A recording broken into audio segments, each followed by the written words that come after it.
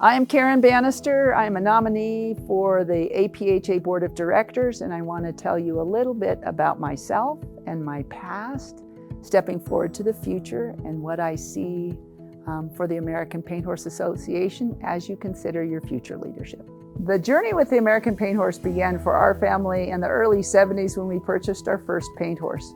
Although it seems like a long time ago, because it was a steady walk, a steady journey for us. There's so many things I remember like they were yesterday. My sister and I were involved with horses starting at a riding academy when I was 3 years old. So they have always been a part of my life. My husband and our children are still involved with the paint horses. We have White Harvest Farms, and it is a super diverse facility, but our beginning and our passion and our love of the Paint Horse Association endures. It's an association where family is valued and the horses are loved and enjoyed, and it's a journey of hopefulness. It's not so huge that you feel like no one. Community and the diversity of the horse provided such great opportunities for my kids.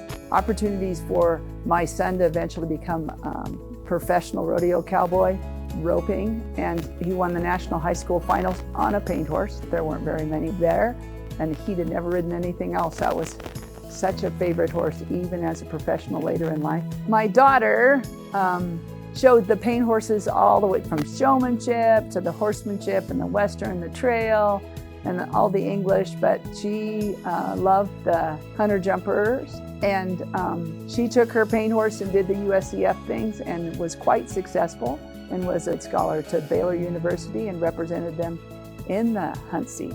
And most of the time those kids are drawn from the USCF industry, and she had experience there because of her paint horses, but they would consider her a paint horse kid. And I loved when she called home and said, "Mom, you've got to ship my chaps.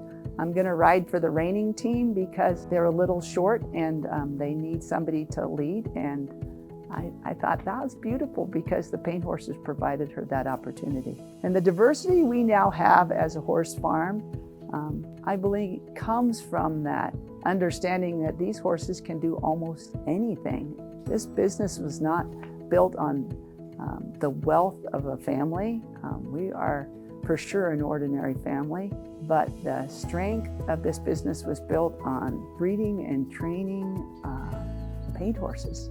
I've been trying to figure out how we bring back the passion and the greatest things about the building of our association. What made it so big and so strong when it was. We all laugh about it back in the day, but you can't argue 120 kids in a 14 to 18 hunter under saddle class or Western pleasure class.